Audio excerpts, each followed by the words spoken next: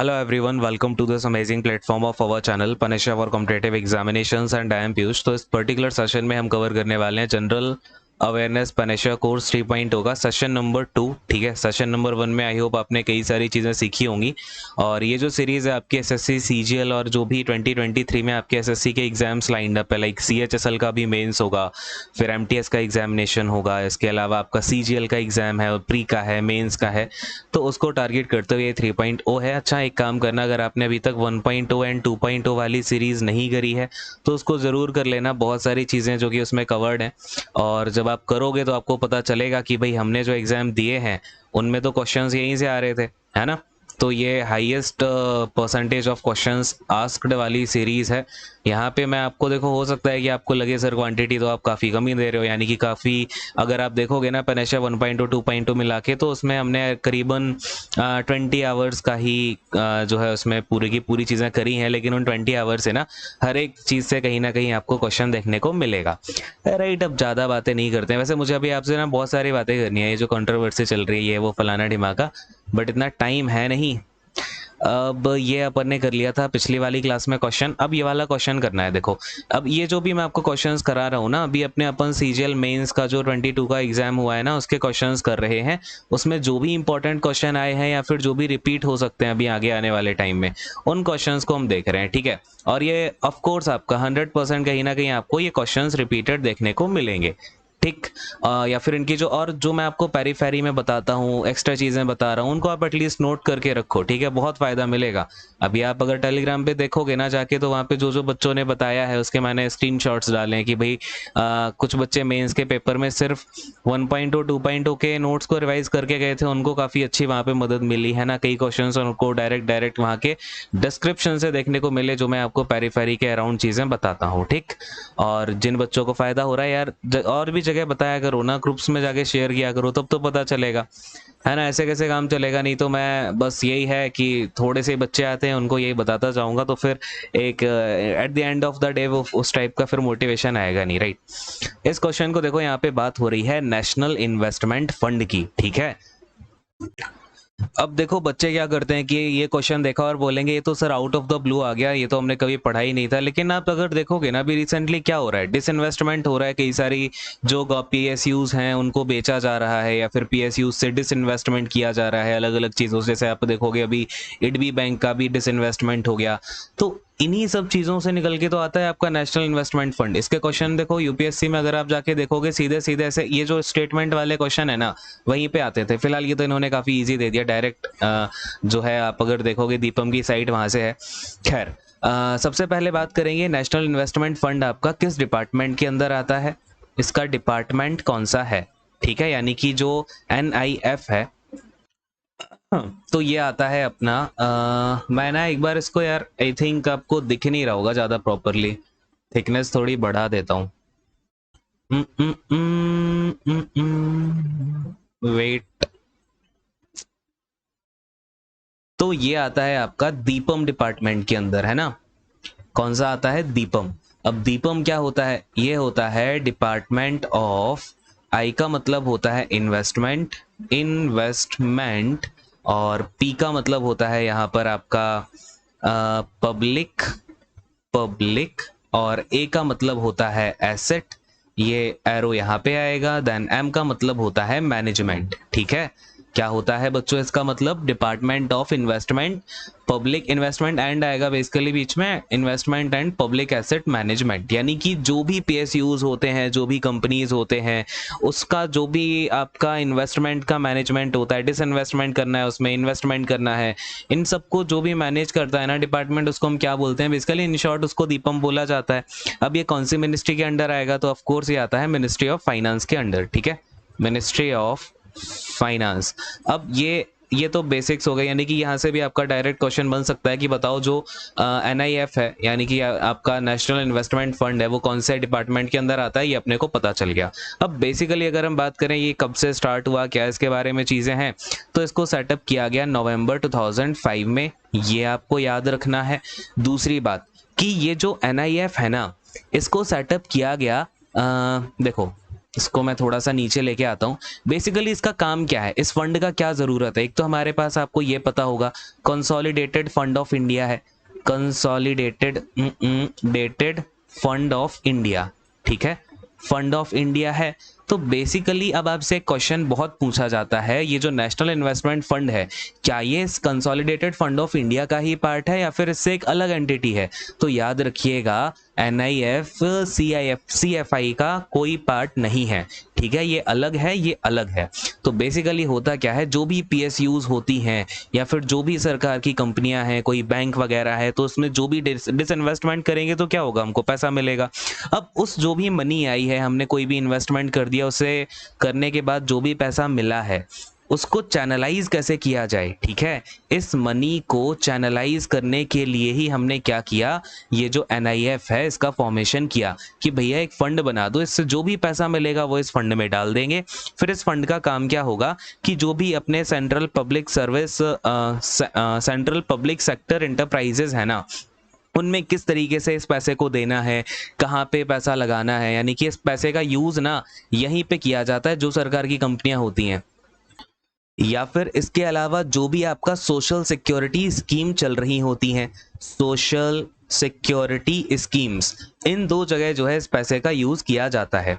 कौन सी दो जगह, NIF के पैसे का दो जगह यूज़ किया जाता है, एक सोशल सिक्योरिटी स्कीम्स में, दूसरा किसमें होगा, जो भी PSU का आपका जो PSUs फ़ायदा दे रही हैं उनमें आपको और भी अगर मशीनरी लगानी है, कुछ पैसा लगाना है, इन्वेस्टमेंट आपको देना है, जो PSUs हैं किसी का रिवाइवल करना है, जैसे कि जो BSNL है, BSNL की हालत बहुत ख़राब हो गई थी, उसका रिवाइवल करना है, तो उसके लिए पैसा कहाँ से आएगा, तो भैया वो पैसा NIF से ही आएगा। जो PSUs हम बेच रहे हैं या फिर जो सरकार बेच रही है, जिसमें डिसइन्वेस्टमेंट किया जा रहा है, वो पैसा आएगा और उसका यूज़ हम, अच्छा ये भी आपका डिवाइडेड है कि जो भी आपका पैसा आएगा उसका 75% हिस्सा तो आप यूज़ करोगे सोशल सिक्योरिटी स्कीम्स को आगे बढ़ा के उनका मैनेजमेंट करने के लिए, उनको फाइनेंस करने के लिए। अच्छा ये स्कीम्स किससे एसोसिएटेड होती हैं, जब भी सोशल सिक्योरिटी की बात होगी तो ऑफ कोर्स वो कहीं ना कहीं एजुकेशन से रिलेटेड होगी, हेल्थ से रिलेटेड होगी, और एम्प्लॉयमेंट से रिलेटेड होगी। तो इन 3 टाइप की जो सोशल सिक्योरिटी स्कीम्स होती हैं उनमें NIF का 75% हिस्सा खर्च किया जाता है। बाकी का बचा 25% हिस्सा कहाँ पर यूज़ किया जाएगा, कुछ PSUs हैं जो कि मरी गिरी हालत में है, जैसे BSNL हो गया तो उसका रिवाइवल करो। कोई PSU है जो हमें फ़ायदा दे रही है, जैसे CIL हो गया, तो ये हमें फ़ायदा दे रही है, अब हमें क्या करना है, इसमें और भी थोड़ा सा पैसा लगा करके और मशीनरी लेके आ गए और अच्छा हम इससे प्रॉफिट कमाएंगे। तो जो भी एक्स्ट्रा हमें पैसा लगाना है किसी कंपनी के अंदर, प्रॉफिटेबल उसे और बनाना है, तो ऑफ कोर्स पैसे क्या होता है, किसी भी कंपनी को प्रॉफिटेबल बनाने के लिए ना हमें थोड़ा सा पैसा तो डालना पड़ेगा उसमें, तभी तो वो और प्रॉफिट जनरेट कर पाएगी। तो ये जो भी पैसा डाला जाता है वो 25% डाला जाता है आपका NIF से, ठीक है। क्लियर हो गई यहाँ तक सारी की सारी चीज़ें। तो आपके जितने भी क्वेश्चंस बनेंगे ना, अब इससे जितने भी बन सकते हैं वो यही हैं। हो सकता है आपसे एक चीज़ और पूछ ले, तो ये भी नोट डाउन कर लो। अब हुआ क्या कि जब ये इसकी अपना NIF बना दिया गया, कब बनाया गया, 2005 में, तो क्या हुआ था 2008 में अपना यहाँ पे जो सूखा वगैरह पड़ गया था, काफ़ी इकोनॉमिक क्राइसिस हुआ था, तो यहाँ पे इसके ऊपर थोड़े से चेंजेस किए गए, 2009 में थोड़े चेंजेस किए गए। ये आपके एग्जाम पॉइंट ऑफ व्यू से इंपॉर्टेंट नहीं है। इंपॉर्टेंट क्या है, लास्ट आपका जो अमेंडमेंट हुआ या फिर जो लास्ट चेंजेस हुए हैं ना NIF में, वो 2013 में हुए। क्या चेंजेस हुए कि सरकार ने कहा कि भैया कुछ पर्पसेस हैं, यानी कि कुछ आपकी चीज़ें हैं, कुछ पर्पसेस हैं जो कि इंक्लूड कर दिए जाएंगे NIF में, यानी कि NIF से जो भी पैसा हम डाल रहे थे ना अभी तक, वो 75% तो डाल दे रहे थे सोशल सिक्योरिटी स्कीम में, बाकी का 25% या तो रिवाइवल करो या फिर प्रॉफिटेबल और बनाना है कंपनी को, उसमें लेके जाओ। सरकार ने कहा कि भैया अब इसमें ना 4 चीज़ें और इंक्लूड कर लो कि NIF का जो पैसा है ना वो इन 4 चीज़ों में और यूज़ होगा। ये भी अपने लिए थोड़ा सा इंपॉर्टेंट है, हो सकता है आपसे आगे आने वाले एग्जाम में ये स्टेटमेंट में पूछ ले। तो देखो भैया, अब इसमें क्या क्या इंक्लूड और हो गया है, जो भी रीजनल रूरल बैंक हैं, अगर इनमें इन्वेस्टमेंट करना है तो पैसा आपका जो NIF है, यानी कि जो आपका नेशनल ये देखो नेशनल इन्वेस्टमेंट फंड है, यहाँ से हम उठा सकते हैं, ठीक। कहाँ चला गया, RRBs हो गए, या फिर आपका IIFCL हो गया। IIFCL क्या होता है, इसका फुल फॉर्म अगर ये ना, इसका फुल फॉर्म यार याद ही रख लो, मे भी ये पूछ लिया जाए, ज़्यादातर बच्चों को पता नहीं होता। Indian infrastructure finance company limited, ठीक है, क्या है इंडियन, ये लिख लेना यार, अब मैं लिख नहीं रहा हूँ, Indian infrastructure finance company limited, alright. फिर इसके अलावा इन्होंने कहा कि जो नाबार्ड है, नाबार्ड को भी अगर पैसा चाहिए होगा तो हम अपना एनआईएफ से निकाल लेंगे, ठीक है, नाबार्ड हो गया। फिर आपका एग्जिम बैंक हो गया, एग्जिम पता है ना, export import bank of India, इसका रिक्रूटमेंट भी आया था कुछ दिनों पहले। अब दूसरे नंबर पे सरकार ने कहा कि अगर हमें कुछ इक्विटी इन्फ्यूजन करने का है, इक्विटी इन्फ्यूजन इन मेट्रो प्रोजेक्ट्स, यानी कि कहीं पे आपका अलग अलग स्टेट में क्या होता है, मेट्रो प्रोजेक्ट्स चलाए जाते हैं, तो वहां पर भी अगर हमें इक्विटी का इन्फ्यूजन कराना है तो हम क्या करेंगे, एनआईएफ से थोड़ा सा पैसा ले लेंगे अपना इन प्रोजेक्ट्स को भी निकालने के लिए। फिर इसमें आपने सरकार ने दो कंपनीज को और इंक्लूड करा। एक तो आपका B N V N L बहुत इंपॉर्टेंट है, याद रखिएगा, एंड यूसिल।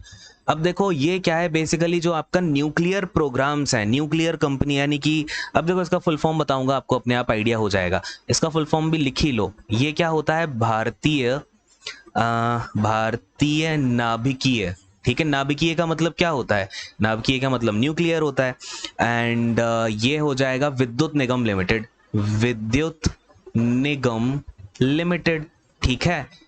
यहाँ पे अगर पैसे की ज़रूरत होगी, अगर इन्वेस्टमेंट करना है यहाँ पे सरकार को, थोड़ा सा और कंपनी का जो स्कोप है उसको ब्रॉडन करने का है, तो कहाँ से पैसा उठा सकती है सरकार, एनआईएफ से उठा सकती है। यूसल क्या होता है, यूरेनियम, ठीक है, क्या होता है, uranium corporation of India limited, ठीक है, आगे लिख लेना, आगे नहीं बता रहा हूँ। अब चौथे नंबर पे बात करें तो सरकार ने कहा कि जो इंडियन रेलवेज है ना, इंडियन रेलवेज आईआर, ठीक है, इंडियन रेलवेज, इसमें अगर कैपिटल एक्सपेंडिचर करना होगा, याद रखिएगा ये जो वर्ड है कैपिटल एक्सपेंडिचर, कैपिटल एक्सपेंडिचर का मतलब क्या होता है कि अगर हम रेल के डब्बे बढ़ा रहे हैं, बेसिकली ये समझ लो कि कैसे समझाऊं आपको मैं कैपिटल एक्सपेंडिचर, कोई अगर मैं कंपनी खोलता हूं ना, कोई भी अगर कंपनी है, तो उसमें जो सामान उस कंपनी की एफिशिएंसी बढ़ाने के लिए यूज हो या फिर 1 साल से ज़्यादा के टाइम पीरियड तक उसका यूज़ किया जाए, उसको हम बोलते हैं कैपिटल एक्सपेंडिचर। जैसे हमने कोई लैंड खरीदा या फिर हमने यहाँ पे ये बिल्डिंग बना ली, ठीक है, लैंड हो गया, बिल्डिंग हो गया, मशीनरी हो गई, ठीक है, मशीनरी खरीदी है, तो ये सभी का ये जो खर्चा होता है ना, ये कैपिटल एक्सपेंडिचर में जाता है। तो इंडियन रेलवेज का ये याद रखिएगा, ये नहीं कि जो आपका इसके रनिंग प्रोसेस है उसको उसमें पैसा डालना है तो आप सीधा एनआईएफ से उठा लोगे, उसके लिए पैसा नहीं उठाना है। अगर आप उसमें नई ट्रेन लेके आ रहे हो, नए स्टेशंस बना रहे हो, जिससे उसका कैपिटल एक्सपेंडिचर में यूज होगा पैसे का, तब आप क्या करोगे, एनआईएफ से उठाओगे। आई होप ये बहुत ज़्यादा आपको एक क्लैरिटी आ गई होगी, एनआईएफ से रिलेटेड अब कुछ भूलोगे तो नहीं एटलीस्ट, है ना। क्या क्या बात हमने कर ली, ये अपना दीपम डिपार्टमेंट में होता है, मिनिस्ट्री ऑफ फाइनेंस, नवंबर 2005 में इसका फॉर्मेशन हुआ। आगे चल के हमने देखा कि चैनलाइज करना था पैसे को, तो दो तरीके से करने की बात हुई, 75% पैसा तो सोशल सिक्योरिटी स्कीम में डाल दो और बाकी का 25% आप पीएसयू का रिवाइवल करा दो, या फिर आपका जो भी प्रॉफिटेबिलिटी है कंपनीज की वो बढ़ानी है उसमें डाल दो। फिर यहाँ पे 2008-9 में कुछ कुछ हुआ, लेकिन हमें वो याद नहीं रखना। 2013 में सरकार ने कुछ चेंजेस करे, कहा कि जो भी एग्रीकल्चर से रिलेटेड आपके इंस्टीट्यूशंस हैं, आरआरबी, आईआईएफसीएल, नाबार्ड, एग्जिम, यहाँ पे भी आप जो पैसा उठाओगे वो एनआईएफ से उठा सकते हो इनमें डालने के लिए, या फिर आपका इक्विटी इन्फ्यूजन डालना है, हमारे को मेट्रो प्रोजेक्ट आगे लेकर के आने हैं, इंडियन रेलवे का कैपिटल एक्सपेंडिचर में अपना पैसा डालना है, या फिर आपका जो न्यूक्लियर से रिलेटेड अपना विद्युत निगम हो गया और यूसीआईएल हो गया, इन दोनों में भी आप क्या है पैसा डाल सकते हो एनआईएफ से। आई होप क्लैरिटी पूरी आ गई है। अगले वाले क्वेश्चन पे आते हैं। देखो अब हमसे क्वेश्चन क्या बोल रहा है, Bhimbetka noted site of the paleolithic period is located in which state of India. ये तो इजी है, ठीक है, बता दो फटाफट से कहाँ पे है, तो मध्य प्रदेश में है, इसमें कोई दिक्कत वाली बात होनी नहीं चाहिए। कई बार ये भी पूछते हैं कौन से डिस्ट्रिक्ट में है, तो जो रायसेना डिस्ट्रिक्ट है ना, वहाँ पे अपना क्या बोलते हैं भीमबेटका साइट है वो है।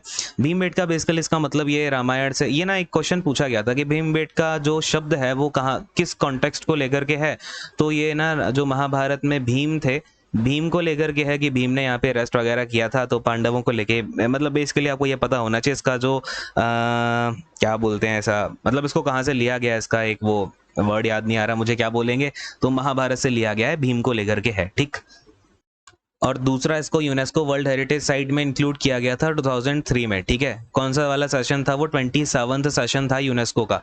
बस यही बातें हैं, इसके बारे में ज़्यादा कुछ याद रखना नहीं है। अगले वाले क्वेश्चन पे आते हैं। अच्छा, कई बच्चे बोलते हैं कि सर आप ज़्यादा टाइम की क्लास लो या फिर ज़्यादा क्वेश्चंस कराया करो। देखो यार, बात क्या है ना कि I don't care about number of questions या क्वांटिटी। आपको मैं जो भी दे रहा हूँ ना वो पूछा जाएगा, ठीक है। कहीं ना कहीं एग्जाम में रिपीट होगा, उसके पेरिफेरी से आएगा। अब मैं आपको सोचो 10 क्वेश्चन करा दूं कि अकबर के पापा का नाम क्या था, हुमायूं, हुमायूं के पापा का नाम क्या था, बाबर। यही चलता है जीके की क्लासेस में, ठीक है। लेके आएंगे ऐसे अन्नू पल्लू से क्वेश्चन, वही कराते रहेंगे बैठ के। अब मैं जो आपको मैंने ऊपर चीजें बताई है ना, उनसे मैं 20 क्वेश्चन फ्रेम कर देता, 25 क्वेश्चन फ्रेम कर देता, but that is not the point of these classes, ठीक है। तो इस चीज को समझिएगा। ऊपर से ना मुझे अभी डॉक्टर ने भी बोला है कि आप 30 या 35 मिनट से ज्यादा मैं कॉन्टिन्यूसली नहीं बोल सकता हूँ, है ना। तो बस इसी के हिसाब से चीज़ों को कर रहे हैं।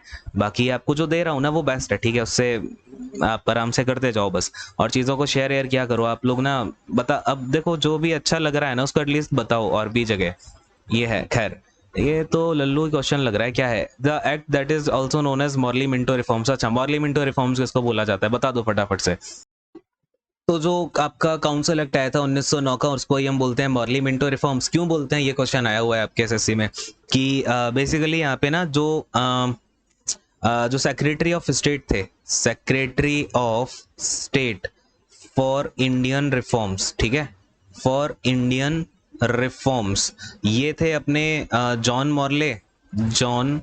मॉर्ली। और जो उस टाइम पे इंडिया के वाइसरॉय थे वो थे अपने क्या नाम है इसका, यही मिंटो, ठीक है। वाइसरॉय था आपका मिंटो। तो इन दोनों को ही मिला के बोल दिया गया कि जब ये इंडियन काउंसिल एक्ट 1909 का आया तो बेसिकली इसको बोल दिया गया मॉर्ली मिंटो रिफॉर्म्स। और इसमें बात यही थी कि लेजिस्लेचर में क्या होगा, इंडियन का भी इक्वल पार्टिसिपेट होगा, फलाना ढिमका। लेकिन हुआ कुछ नहीं, बस पेपर पे थी ये सब बातें, तो ज़्यादा डिस्क्रिप्शन में अपने को नहीं जाना है। अब ये जो भी गिवन आपके एक्ट है ना, इसमें सबसे इंपॉर्टेंट यही वाला है, गवर्नमेंट ऑफ इंडिया एक्ट 1935, क्योंकि हमारे कॉन्स्टिट्यूशन में कई सारी चीज़ें ऐसे उठाई भी गई हैं। अब ये कब की बात है, जब फर्स्ट वर्ल्ड वॉर में इंग्लैंड की कमर पूरी टूट गई थी, उसमें देखा इंडिया ने हमारा साथ वाथ वगैरह ठीक से दिया है, तो इन्होंने, अब देखो ये ना क्या था इनका इसमें कि रस्सी जल गई ऐंठ ना गई। इन्होंने ऐसा किया था कि चलो हम चले तो जाएंगे लेकिन हमारी पूरी की पूरी छाप रहेगी, इस तरीके का इन्होंने इस एक्ट में दिया था। फिलहाल आपको याद यही रखना है अपने एसएससी के हिसाब से कि गवर्नमेंट ऑफ इंडिया एक्ट 1935 सबसे बड़ा एक्ट है, यानी कि सबसे बड़ा रिटन एक्ट है। बेसिकली अगर आप देखोगे इसमें जितनी लिस्ट हैं, जितना डिस्क्रिप्शन है, वो सबसे ज़्यादा बड़ा है ब्रिटिशर्स ने जो भी एक्ट इंडिया के लिए निकाले हैं उनमें से, ठीक है। ऐसा सवाल एक आ चुका है। अगला सवाल क्या है, which of the following was the first B vitamin discovered in 1897। अच्छा, अभी सीजीएल मेंस में देखा गया कि जो साइंस के क्वेश्चन है ना वो काफ़ी अच्छे हैं। वो 10th लेवल के नहीं है, उसमें कई क्वेश्चन देखे मैंने जो 11th लेवल तक के, मतलब ठीक ठाक लेवल के हैं, अच्छे क्वेश्चन हैं फिजिक्स के मेजरली, तो उनको हम अच्छे से कवर कर लेंगे, ठीक है। अच्छा, इसके अलावा अगर आपने मेरी जनरल साइंस वाली सीरीज़ नहीं देखी है ना तो वो आप ज़रूर देख लेना। बायोलॉजी और केमिस्ट्री आपकी पूरी उसमें से कवर हो जाएगी। फिजिक्स भी जो बेसिक टॉपिक्स होते हैं वो हो जाएंगे, कुछ एक्स्ट्रा टॉपिक्स आ रहे हैं उनको मैं कभी करा दूंगा। वो सीरीज़ अगर आप देख लोगे ना, आपका साइंस से कोई क्वेश्चन नहीं छूटेगा अगर आप उस टॉपिक से कोई सवाल आता है, ठीक है। जो जो टॉपिक मैंने यहाँ पे करा रखे हैं देखिएगा, सर्च करना, प्लेलिस्ट वगैरह में मिलेगा, ठीक। अगर हो पाएगा तो मैं आपको कमेंट सेक्शन में डाल दूंगा। अच्छा, अब ये जो सवाल है ना ये आपका डिट्टो यही रिपीट होता है, इसमें ये नहीं है कि आपको इसके अलावा कुछ और रटना है। ये क्वेश्चन यही आता ही है, ठीक है। ऐसा ही आता है कि पहला विटामिन बी डिस्कवर हुआ 1897 में, कौन सा था? तो भैया थायमीन था, जिसको आप विटामिन B1 भी बोलते हो। और कुछ चीज़ें बता रहा हूँ, फटाफट से एक बार देख लो, जिसको आता है उसका रिवाइज होगा, जिसे नहीं आता है वो एक बार देख के याद कर लो। आपको पता है सबसे मजे की बात क्या है कि जो सबसे पहला मतलब किस आदमी ने खोजा था कि विटामिन जो है, विटामिन एग्जिस्ट करते हैं, सभी टाइप के विटामिन होते हैं, विटामिन होते हैं। विटामिन नाम जो है कब लेके आया गया था? तो ये लेके आया गया था आपका 1912 में, याद रखिएगा। कौन लेकर के आया था? तो ये फंक लेके आए थे, आई थिंक कश्मीर फंक थे कुछ, तो ऐसे ही कुछ नाम था। फिलहाल फंक याद रख लो, दैट्स इट। अब विटामिन की बात करें तो ये दो टाइप के होते हैं, एक होता है फैट सॉल्युबल, एक होता है आपका वाटर सॉल्युबल, ठीक है।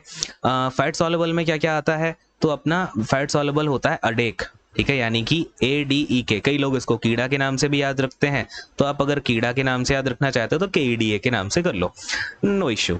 अब अगर हम बाकी के बच्चे जो भी विटामिन है ना, यानी कि B1 B2 फलाना ढिमकाना, सारे के सारे आपके C तक जो है वो वाटर सॉल्युबल होते हैं। एक एक करके बात करते हैं, सबके आपको साइंटिफिक नेम और उनकी डेफिशिएंसी से क्या रोग होता है ये पता होना चाहिए। सबसे पहले बात करेंगे फैट सॉल्युबल वाले की बात करते हैं, ADEK से स्टार्ट करते हैं। तो ये जो विटामिन ए होता है इसको हम बोलते हैं रेटिनॉइड, ठीक है, रेटिनॉइड या फिर रेटिनॉल। और इसकी डेफिशिएंसी से क्या होता है, तो नाइट ब्लाइंडनेस आती है। क्या आती है? Night blindness. लिख लो इस सभी को अच्छे से।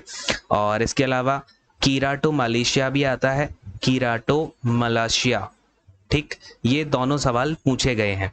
और कीराटोमालेशिया, एक और होता है यार, keratosis, hyper keratosis, hyper keratosis, ठीक है। ये भी किसकी कमी से होता है? विटामिन ए की कमी से होता है। तीनों पूछे जा चुके हैं, अच्छे से याद करिएगा। अगर दूसरे नंबर पे बात करें तो विटामिन डी। विटामिन डी जो है उसको हम बोलते हैं कैल्सीफेरॉल, ठीक। क्या बोलते हैं?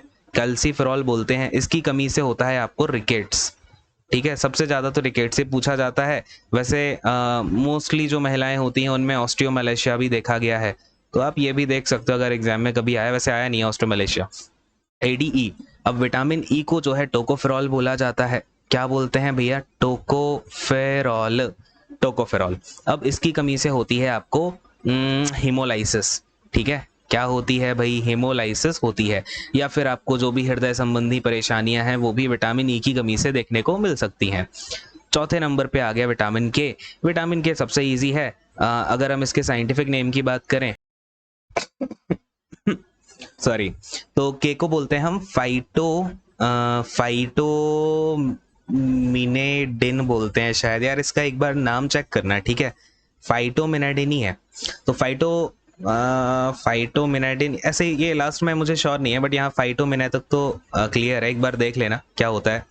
तो इसकी कमी से क्या होगा आपका? बेसिकली हैमरेज की समस्या आ सकती है, हैमरेज, या फिर आपका जो ब्लड है वो क्लॉट नहीं होगा, नॉन क्लॉटिंग ऑफ ब्लड भी देखने को मिल सकती है। बेसिकली इसका काम क्या होता है? ब्लड क्लॉट करना, जो विटामिन के होता है, ठीक। तो अब ये तो हो गए सारे के सारे फैट सॉल्युबल। वाटर सॉल्युबल वाले देखते हैं फटाक से। अब सबसे पहले विटामिन सी। कोविड-19 के टाइम पे सब लोग इससे फैमिलियर हो ही चुके हैं। क्या बोलते हैं इसको? एस्कॉर्बिक एसिड बोलते हैं। आपने कोई भी विटामिन सी की गोली खाई होगी तो उसमें पीछे लिखा रहता है एस्कॉर्बिक एसिड, और इसकी कमी से होती है स्कर्वी, ठीक। और बाकी आपको ये पता ही है। अब स्कर्वी, स्पेलिंग कुछ गलत है क्या? हाँ, स्कर्वी, ठीक। क्या लिख रहा हूँ? स्कर्वी, ठीक है। और ये तो आपको पता ही है कि क्या होता है, इससे हमारी इम्यूनिटी बढ़ रही होती है विटामिन सी से। अब B1 क्या? B1 को आपको पता ही, ऊपर ही बता दिया, थायमीन बोलते हैं। इसकी कमी से बेरी का जो रोग है वो हो जाता है। विटामिन B2 की बात करते हैं तो इसको राइबोफ्लेविन बोला जाता है। ये सब याद कर लेना बच्चों, ठीक है, सीधा एग्जाम में पूछा जाता है। और इसकी कमी से फिर से स्पेलिंग गलत है क्या? नहीं है, अरीबोफ्लेविनोसिस होता है, ठीक है। स्पेलिंग देखो, ARIBOFLAVI, ये N लिखा हुआ है, OSIS, ठीक है। बोल के बता दिया, बार बार नहीं लिख रहा हूँ। फिर आता है B3। विटामिन B3 का साइंटिफिक नेम है नायसिन, ठीक है। नायसिन का साइंटिफिक बेसिकली मतलब कौन सा रोग होता है इससे? तो पेलेग्रा होता है इसकी कमी से, पेलेग्रा। B3 हो गया, B1 B2 B3, B4 होता नहीं है, B5 आ गया। B5 का होता है पेंटोथेनिक एसिड, ठीक है, पेंटोथेनिक एसिड, पेंटोथेनिक एसिड। ये ना जो B5 होता है बेसिकली, ये कई बार ना एसिडिटी को कंट्रोल करने के लिए भी यूज करते हैं, ठीक है। ये क्वेश्चन आ चुका है ऐसा। बाकी इसकी कमी से रोग होता है आपका पेरिस्थेसिया, पेरिस्थेसिया, ठीक। B5 हो गया। अब आते हैं B6 पे। तो B6 को बोला जाता है पेरिडॉक्सिन, पेरिडॉक्सिन, पेरिडॉक्सिन, ठीक है।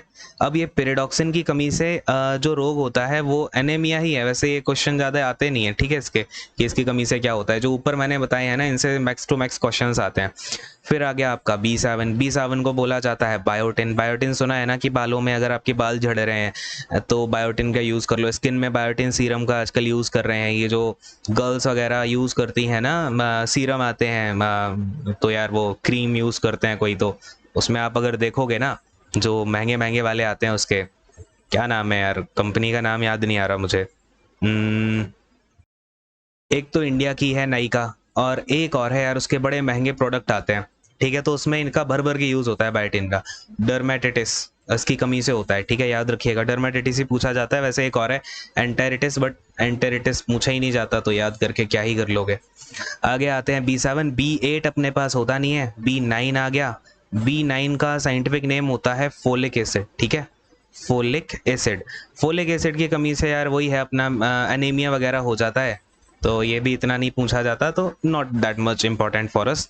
इसके बाद B10 B11 होता नहीं है, लास्ट वाला B12 है।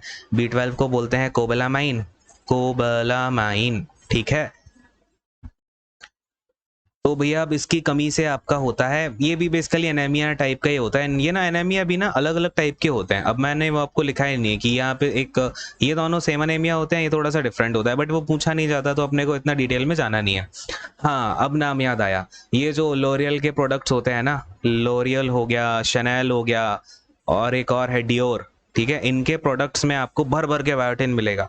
अगर कभी आप देखोगे, खैर आपके पास अभी तो नहीं होगा क्योंकि जॉब ही नहीं है, तो गूगल ही कर लेना, तो उसमें आपको पीछे दिखेगा भर भर के क्या होता है, बायोटिन भरा पड़ा है, तो इतना ज़्यादा यूज़ करना नहीं चाहिए। अब ये वाला क्या क्वेश्चन है, in which year did Albert Einstein predict a new state of matter, the Bose Einstein condensate based on quantum formulation of the Satyendra Nath Bose ji. ठीक है, बढ़िया क्वेश्चन है ये। तो देखो यार, पहले क्या होता था कि स्टेट के जो स्टेट ऑफ मैटर थे वो 3 टाइप के माने जाते थे, सॉलिड, लिक्विड, गैस, ठीक है। फिर अपना एक प्लाज्मा आ गया यहाँ पे, प्लाज्मा। फिर क्या हुआ, अब जब ये ना बहुत ही ब्रेक थ्रू इन्वेंशन था यार, मतलब ब्रेक थ्रू यहाँ पे फॉर्मुलेशन था। देखो ये ना ये बड़ी मतलब दिल को चुभाने वाली बात है कि बोला जाता है कि जो न्यू स्टेट ऑफ मैटर है, बोस आइंस्टाइन कंडेंसेट है, बीईसी बोलते हैं वहाँ पे ना इसको, सीधा बोस आइंस्टाइन कंडेंसेट भी नहीं बोला जाता। तो बीईसी का प्रेडिक्शन किसने किया, अल्बर्ट आइंस्टाइन ने कर दिया। तो बेसिकली हुआ क्या कि इन्होंने जो अपने सत्येंद्र नाथ बोस साहब, इन्होंने क्वांटम फॉर्मुलेशन करा कि एक नया जो स्टेट ऑफ मैटर है वो फॉर्म किया जा सकता है, जिसको बीईसी बोलते हैं। 5वां फॉर्म हुआ, ये अपना 5th फॉर्म माना जाता है। तो इन्होंने क्या होता है ना कि पहले जब भी आप कोई डिस्कवरी करो तो उसके वैलिडेशन के लिए आपको अपने जो भी रिसर्च है उसको मैगजीन में छपवाना पड़ता था, ठीक है। मैगजीन कुछ तो नाम था, वो याद नहीं आ रहा। तो उस मैगजीन में इन्होंने भेजा, वही जो मेल करते हैं अपना पोस्ट के द्वारा, या जो भी टेलीग्राम वगैरह भेजा होगा, तो वो इसमें मैगजीन में नहीं छपा, उन लोगों ने इसको रिजेक्ट कर दिया। तो इन्होंने क्या, सत्येंद्र नाथ बोस जी ने अपनी जो भी फॉर्मुलेशन थी वो अल्बर्ट आइंस्टाइन को मेल करी कि भैया देखो, आप अपने थोड़ी सी रिकमेंडेशन करो, क्योंकि आप ज़्यादा समझदार आदमी हो, आपकी बात सुनी जाएगी। तो फिर इनके पास जब पहुंची फॉर्मुलेशन, तो इन्होंने कहा अरे भाई बात तो ठीक है, ये तो 5th स्टेट ऑफ मैटर कहलाई जा सकती है। कहानी है ये 1924 की, तो बस तभी से कहने लग गए कि अरे ये तो आइंस्टाइन जी ने प्रेडिक्ट किया था। बट इसमें देखा जाए तो पूरा का पूरा कार्यक्रम जो है सत्येंद्र नाथ बोस साहब का था। ठीक, चलो ये क्वेश्चन आपका इतना ही पूछा जाएगा, इससे ज़्यादा चीज़ें इसमें आपसे, मतलब ये डायरेक्ट ही क्वेश्चन आता है, ये ना दूसरी तीसरी बार आ रहा है, पहले ये स्टेट पीसीएस में आया था किसी में। अब हाँ, सत्येंद्र नाथ बोस जी ने ना एक बोसॉन्स के बारे में भी हमें बताया। इन्होंने कहा कि आपके 2 टाइप के पार्टिकल और हो सकते हैं, एक बोसॉन्स हैं और एक फर्मियंस हैं, ठीक है। ये भी देख लो, देख के रख लो, क्योंकि ये भी सत्येंद्र नाथ बोस ने ही कहा था, और बोसॉन नाम जो है वो भी सत्येंद्र नाथ बोस जी के नाम के ऊपर ही दिया गया है। बोस के नाम पे बोसॉन जो है इसका नाम दिया गया। फिर आगे चल के ही बोसॉन कई टाइप के होते हैं, उसमें से एक निकल के आता है हिग्स बोसॉन। हिग्स बोसॉन पता है ना, गॉड पार्टिकल जिसको बोलते हैं। तो इसकी भी जड़ें कहाँ से हैं, हमारे इंडियन साइंटिस्ट से ही या फिजिसिस्ट से ही एसोसिएटेड हैं, ठीक है। ये बेसिकली क्या होता है, सब एटॉमिक पार्टिकल होता है। अब ज़्यादा डिटेल में अपने को अगेन नहीं जाना, अगर आएगा क्वेश्चन तो इतना ही आ जाएगा, सब एटॉमिक पार्टिकल। अच्छा, बोसॉन नाम किसने दिया, तो सत्येंद्र नाथ बोस जी को एज अ रिस्पेक्ट या उनके कंट्रीब्यूशन को कॉमेमोरेट करने के लिए ये नाम दिया गया था, जो पॉल डिरेक थे, ठीक है। पॉल डिरेक, ये एक इंग्लिश फिजिसिस्ट थे, इन्होंने इसका नाम रखा था क्योंकि बेसिकली जब बोसॉन्स और फर्मियंस की बात आई तो इसका बेसिक जो कैरेक्टराइजेशन होता है, फिर बेसिक डिवीजन होता है, वो इन्होंने बोसॉन्स सत्येंद्र नाथ बोस जी ने ही जो है करके बताया था। अब जब हम इंडियन फिजिसिस्ट की बात कर ही रहे हैं तो रमन साहब को कैसे भूला जा सकता है, जिन्होंने रमन इफेक्ट की खोज करी थी। ये क्वेश्चन भी आता है, रमन इफेक्ट की खोज कब की गई, तो 1928 में की गई थी, जिसके लिए 1930 में सीवी रमन साहब को यहाँ पे क्या मिलता है, नोबेल प्राइज, ठीक है। तो याद रखिएगा इनको नोबेल प्राइज 1930 में मिला। कौन सी फील्ड में मिला? तो भैया फिजिक्स के लिए मिला, क्योंकि इन्होंने जो स्कैटरिंग ऑफ लाइट होती है, ठीक है, ये रमन इफेक्ट में क्या था, बेसिकली स्कैटरिंग ऑफ लाइट के ऊपर ही है। तो स्कैटरिंग ऑफ लाइट जो है इन्होंने डिस्कवरी मतलब जो है इसकी की थी, ठीक है। तो ये तो दो लोग हैं जिनका एग्जाम में पूछा जाता है, नहीं तो अगर और वैसे अगर कोई मैं ऐसा सेशन ले रहा होता ना ऑफलाइन क्लास में, तो मैं आपको बहुत कुछ बताता। अभी ना ऐसे बहुत से इंडियन साइंटिस्ट हैं, ऐसी बहुत सी डिस्कवरी, एफटीपी देख लो, तो बहुत सी चीज़ें जो कि इंडियंस ने डिस्कवर करी हैं और आप लोगों को पता ही नहीं है। फिलहाल तो हम अगले क्वेश्चन पे आते हैं। नेक्स्ट वाला क्वेश्चन देखो, identify a type off season that is not a part of the 4 season of India. Important question है, इसको सीधा याद कर लो, ये फंसेगा किसी ना किसी एग्जाम में। तो अपना सबसे पहला देखो, इंडिया में ना 4 सीजन होते हैं, आपको भी पता है। एक होता है विंटर सीजन, जिसको हम कोल्ड वेदर सीजन बोलते हैं, ये क्या है अपना विंटर सीजन है। और हॉट वेदर सीजन है, इसको हम समर सीजन बोलते हैं। इनका टाइम पीरियड भी पता होना चाहिए। बेसिकली विंटर सीजन जो है हमारा, ये होता है दिसंबर से फरवरी के बीच में। ये क्वेश्चन आएगा, ठीक है, ये याद रखिए जो भी बता रहा हूँ इसमें। दिसंबर से फेब, और फिर आपका मार्च से लेके मई तक चलता है समर। जो साउथ वेस्ट मानसून सीजन है ना, इसी को बोला जाता है रेनी सीजन। तो याद रखना रेनी सीजन कौन सा होता है, साउथ वेस्ट मानसून सीजन।